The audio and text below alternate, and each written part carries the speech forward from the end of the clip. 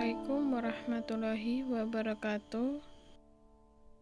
Berikut hukum merayakan Tahun Baru oleh Al-Lajnah Ad-Daimah lil Buhuts Al-Ilmiyah wal Ifta. Pada akhir zaman ini, kita sebagai umat manusia tidak asing lagi tentang perayaan Tahun Baru. Dalam rangka menyambut datangnya Tahun Baru, terlihat bahwa orang-orang kafir dari kalangan Yahudi dan Nasrani serta selain mereka begitu sukacita menggantungkan harapan-harapan dengan adanya hal itu. Sesungguhnya, sebagian mereka yang menisbatkan diri sebagai orang Islam telah juga menunjukkan perhatiannya terhadap hal ini dan menganggapnya sebagai momentum bahagia, sehingga mengaitkan hal itu dengan pernikahan, pekerjaan mereka yang menimbulkan dampak negatif bagi seorang muslim. Dalam hal ini, apakah hukum mengagungkan momentum seperti itu dan menyambutnya serta saling mengucapkan selamat karenanya, baik secara lisan maupun kartu khusus yang dicetak dan lain sebagainya? Kemudian beliau menjawab, sesungguhnya nikmat yang paling besar yang dianugerahkan oleh Allah kepada para hambanya adalah nikmat Islam dan hidayah kepada jalannya yang lurus. Di antaranya, rahmatnya pula, Allah Ta'ala mewajibkan kepada para hambanya, kaum mukminin, agar memohon hidayahnya di dalam sholat-sholat mereka. Nabi Shallallahu Alaihi Wasallam telah memberikan bahwa akan selalu muncul suatu golongan dari umatnya yang berjalan di atas al-haq, tidak membahayakan mereka orang yang menghinakan mereka ataupun menentang mereka hingga terjadi hari kiamat. Karenanya kami menyatakan, sesungguhnya orang-orang Yahudi dan Nasrani menggantungkan kejadian-kejadian, keluh kesah, dan harapan-harapan mereka kepada momentum milenium ini dengan begitu yakin akan terrealisasinya hal itu.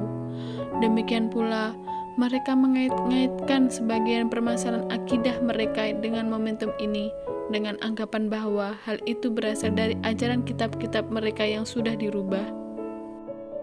Jadi, adalah wajib bagi seorang muslim untuk tidak menoleh kepada hal itu dan tergoda olehnya, bahkan semestinya merasa cukup dengan kitab Allah Ta'ala dan sunnah Nabi Shallallahu Alaihi Wasallam dan tidak memerlukan lagi selain keduanya.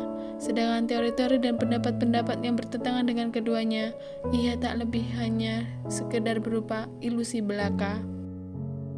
Merayakan hari-hari besar orang-orang kafir juga dilarang karena alasan-alasan yang banyak sekali, di antaranya. Yang pertama, menyerupai mereka dalam sebagian hari besar mereka mengandung konsekuensi bergembira dan membuat mereka berlapang dada terhadap kebatilan yang sedang mereka lakukan.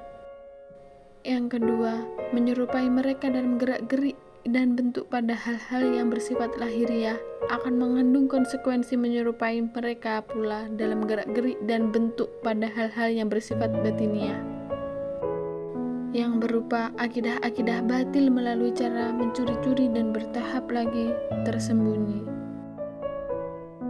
Dari alasan tersebut, maka tidak boleh hukumnya seorang muslim yang beriman kepada Allah sebagai Rabb dan Islam sebagai agama, serta Muhammad sebagai Nabi dan Rasul, mengadakan perayaan-perayaan hari besar termasuk diantaranya pesta Tahun Baru. Seorang muslim tidak boleh saling tolong-menolong dengan orang-orang kafir dalam bentuk apapun dalam hari-hari besar mereka. Di antara hal itu adalah mempromosikan dan mengumumkan hari-hari besar mereka, termasuk pesta Tahun Baru. Demikian pula mengajak pada hal itu dengan sarana apapun, baik melalui massa media, memasang jam-jam dan pamflet-pamflet bertuliskan angka, dan sebagainya. Seorang muslim tidak boleh mengucapkan selamat terhadap hari-hari besar orang-orang kafir, karena hal itu merupakan bentuk kerelaan terhadap kebatilan yang tengah mereka lakukan dan membuat mereka bergembira. Karenanya, Ibnu Al-Qayyim berkata, adapun mengucapkan selamat terhadap syiar-syiar keagamaan orang-orang kafir yang khusus bagi mereka, maka haram hukumnya menurut kesepakatan para ulama, seperti mengucapkan selamat dalam rangka hari-hari besar mereka dan puasa mereka, seperti mengucapkan semoga hari besar ini diberkahi, atau ucapan semisalnya dalam rangka hari besar tersebut.